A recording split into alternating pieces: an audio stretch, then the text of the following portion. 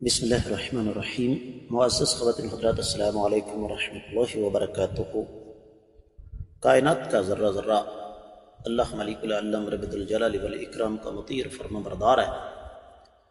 یہ صرف جن اور انسان دو مخلوق ہیں جن کو رب کائنات نے یہ اختیار دیا کہ چاہو تو نیکی کر لو، چاہو تو برائی کر لو۔ افسوس کی بات یہ ہے کہ ان کی اکثریت اللہ تعالیٰ کے ساتھ شرک میں مبتلا ہے۔ آج کی آیت مبارکہ کا موضوع یہی ہے کہ کائنات کا ذرہ ذرہ اللہ کے سامنے سجدہ کرتا ہے۔ معمول کے مطابق سب سے پہلے آیت مبارکہ کی تلاوت اللہ رب العزت ارشاد فرماتے ہیں: أَلَمْ تَرَ أَنَّ اللَّهَ يَسْجُدُ لَهُ مَن فِي السَّمَاوَاتِ وَمَن فِي الْأَرْضِ وَالشَّمْسُ وَالْقَمَرُ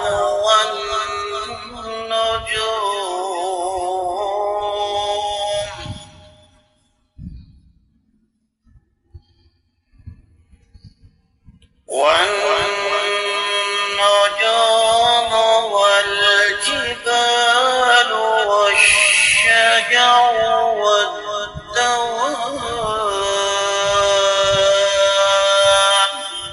وكثير من الناس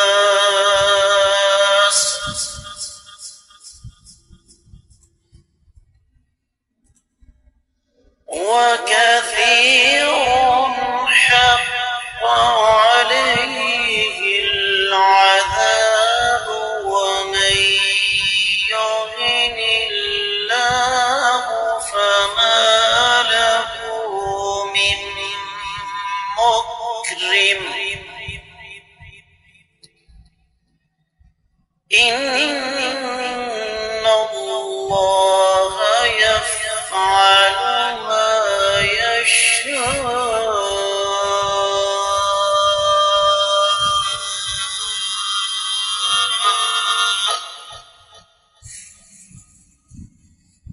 ألم تر أن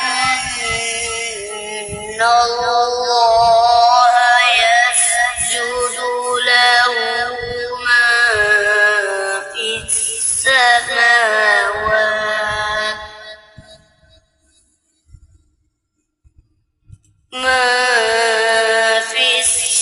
السماوات وما في الأرض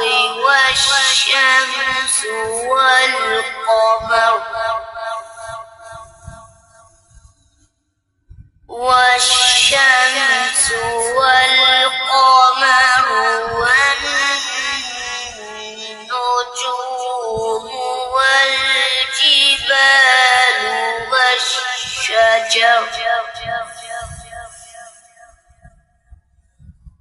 والشجر والدواب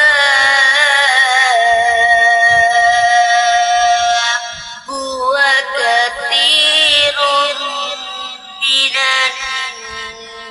الناس وكثير حق عليه العذاب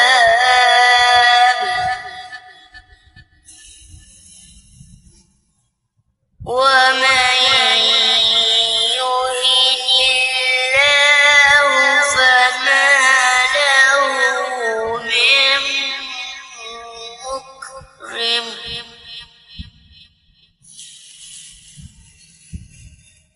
إن الله يفعل ما يشاء۔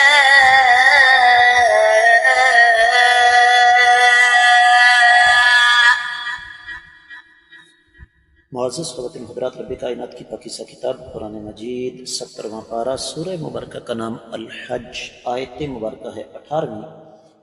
یہ آیت مبارکہ ہم نے کل کے سبق میں شروع کی، لیکن وقت کی قلت کے باعث صرف تفسیر ابن کثیر تک محدود رہے۔ آج بھی ہم انشاءاللہ سب سے پہلے اس کا بامحاورہ ترجمہ کریں گے اور اس کے بعد پھر دیکھیں گے کہ مختلف مفسرین کرام اس بارے میں کیا فرماتے ہیں۔ اللہ تعالیٰ فرماتے ہیں کیا آپ دیکھتے نہیں ہیں کہ سب آسمان والے، سب زمین والے، سورج اور چاند، ستارے، پہاڑ، درخت، جانور اور بہت سارے انسان بھی اللہ کے سامنے سجدے میں ہیں۔ بہت سارے ایسے بھی ہیں جن پر اللہ تعالیٰ کے عذاب کی بات سچ ثابت ہو چکی ہے، اور جسے اللہ تعالیٰ دلیل کریں اسے کوئی عزت دینے والا نہیں۔ اللہ تعالیٰ جو چاہتے ہیں کرتے ہیں۔ معزز خواتین و حضرات، مفسرین کرام نے سب سے پہلے اس آیت مبارکہ کی ایک مناسبت ذکر کی ہے۔ تفسیر المراغی میں اس کا تذکرہ موجود ہے کہ رب کائنات نے یہ سمجھا دیا پچھلی آیت مبارکہ میں کہ یہ جو لوگ آپس میں تقسیم ہیں، ان کا فیصلہ اللہ تعالیٰ قیامت کے روز کریں گے، کیونکہ رب کائنات ان کے اقوال اور افعال کو دیکھ رہے ہیں۔ اس کے فوراً بعد یہ بات سمجھا دی کہ ان کو آپس میں الجھنا نہیں چاہیے تھا۔ وجہ کیا ہے کہ عالم علوی اور عالم سفلی، چھوٹے اور بڑے، سورج اور چاند، ستارے، پہاڑ، جانور، نباتات، جمادات، حیوانات، یہ سارے کے سارے اللہ تعالیٰ کے سامنے عاجزی اور انکساری کا مظاہرہ کرتے ہیں۔ اور آپ غور کیجئے، اسی سورہ مبارکہ میں پیچھے آیت 12 اور 13 گزر چکی ہیں۔ یدعو من دون اللہ ما لا یضرہ وما لا ینفعہ، اور آخر میں فرمایا لبئس المولا ولبئس العشیر۔ تو دراصل یہ دلائل ہیں جو رب کائنات نے ایک دوسرے کے ساتھ جوڑے،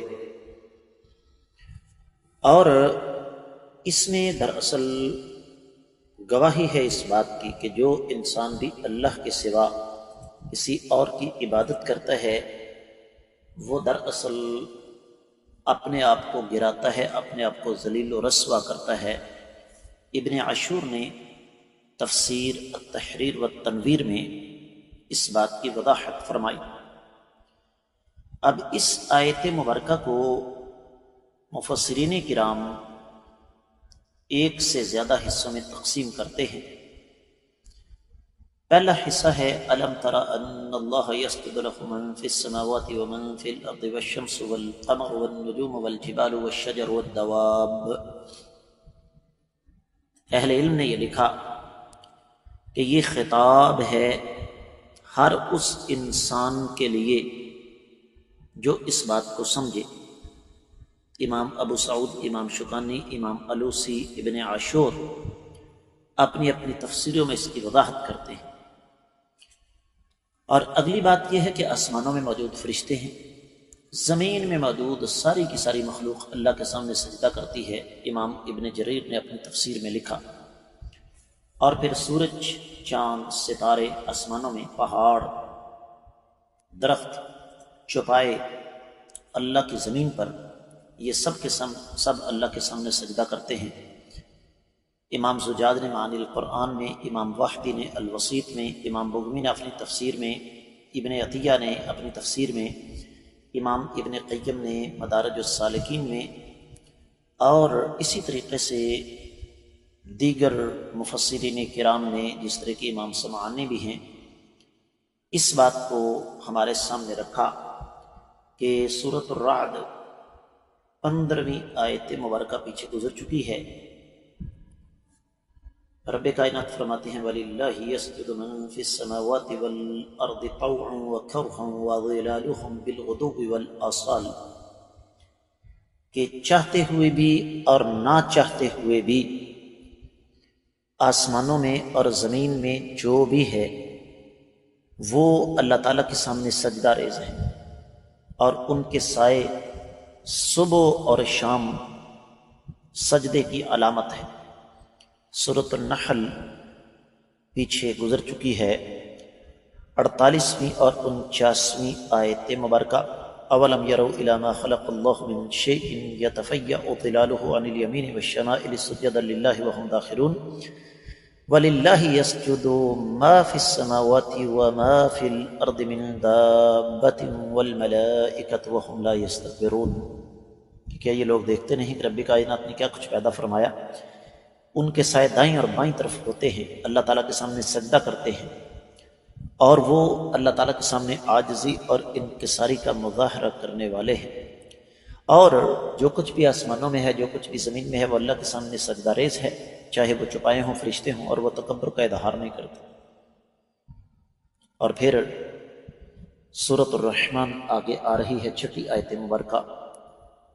اللہ فرماتے ہیں وَالنَّجْمُ وَالشَّجَرُ يَسْجُدَانِ۔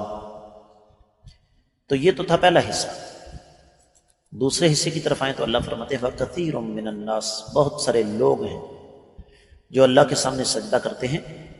امام ابن جریر، امام واحدی وغیرہ فرماتے ہیں کہ اس سے مراد اہل ایمان ہیں جو اپنی خوشی کے ساتھ اللہ تعالیٰ کے سامنے سجدہ کرتے ہیں، تسکین محسوس کرتے ہیں۔ وَكَثِيرٌ حَقَّ عَلَيْهِ الْعَذَابُ، بہت سارے بد نصیب ایسے بھی ہیں جن پر اللہ تعالیٰ کا عذاب ثابت ہو چکا اور وہ کافر ہیں۔ اور اس کی وجہ کیا ہے؟ ان کی سرکشی، ان کا تمرد، ان کا تکبر، ان کا غرور۔ امام سمرقندی اور امام واحدی ان کے ساتھ ابن عاشور اپنی تفسیر میں اس بات کی وضاحت فرماتے ہیں۔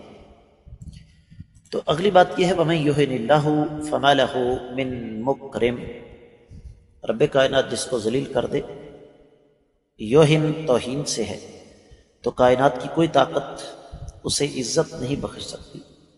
معزز خواتین حضرات، یہ لمحہ فکریہ ہے میرے لیے، آپ کے لیے، ہم سب کے لیے، کہ ہم عزت ڈھونڈتے ہیں، دولت میں عزت ڈھونڈتے ہیں، سیاست میں عزت ڈھونڈتے ہیں، عہدوں میں عزت ڈھونڈتے ہیں، ڈگریوں میں، جبکہ عزت رب کائنات کے ساتھ جڑنے میں ہے۔ تو فرمایا ان اللہ یفعل ما یشاء، رب کائنات جو چاہتے ہیں کرتے ہیں۔ اس کا معنی کیا ہے؟ کہ رب کائنات کو کوئی بھی پوچھنے والا نہیں۔ یہاں رد ہو جاتا ہے، نفی ہو جاتی ہے ان ظالموں کی، ان بدبختوں کی جو یہ عقیدہ بنائے بیٹھے ہیں کہ اللہ تعالیٰ کو فلاں بھی تڑی لگا سکتا ہے، اللہ کے سامنے فلاں کا بھی زور چل سکتا ہے، فلاں کا بھی زور چل سکتا ہے۔ یہ ناممکن ہے، اس لیے کہ رب کائنات پر کسی کا زور نہیں چلتا۔ امام بقائی نے نظم الدرر میں، امام بغوی نے اور امام واحدی نے اس بات کا جزم فرمایا۔ اس آیت مبارکہ کے ساتھ میں چاہتا تھا کہ ہمارا سفر مکمل ہو جائے، لیکن ابھی مزید کچھ باتیں باقی ہیں، وہ انشاءاللہ میں اگلے سبق میں آپ کی خدمت میں رکھوں گا۔ آپ سے خصوصی طور پر گزارش ہے کہ ان اسباق کو صدقہ جاریہ سمجھ کر زیادہ سے زیادہ آگے نشر کریں، ویڈیو اور آڈیو کی شکل میں۔ اگر آپ نے ابھی تک میرے چینل کو سبسکرائب نہیں کیا تو ضرور کیجیے، ساتھ لگے گھنٹی کے بٹن کو ضرور دبائیے تاکہ تازہ ترین اسباق کے بارے میں آپ کو بروقت پتہ چلتا رہے۔ فرقہ بریت سے بالا تر آپ کا یہ اپنا چینل خالصتاً قرآن و سنت کی روشنی میں آپ کی عقیدہ، عبادات، معاملات اور اخلاقیات کے حوالے سے رہنمائی کر رہا ہے، جہاں آپ کو تسلسل کے ساتھ قرآن و حدیث کے اسباق، جمعے کے خطبات، مختلف موضوعات پر دروس اور آپ کی طرف سے آنے والے انتہائی اہم سوالوں کے جواب ملتے ہیں۔ 4000 سے زائد ویڈیوز پر مشتمل یہ آپ کا اپنا چینل ہے۔ آپ کے ذہن میں کسی قسم کی کوئی بات ہو، کسی موضوع پر آپ کو معلومات چاہیے تو کمنٹ سیکشن میں ہمیں ضرور بتائیے گا۔ اس کے ساتھ ہی آج کے سبق سے اجازت چاہوں گا۔ السلام علیکم ورحمۃ اللہ وبرکاتہ۔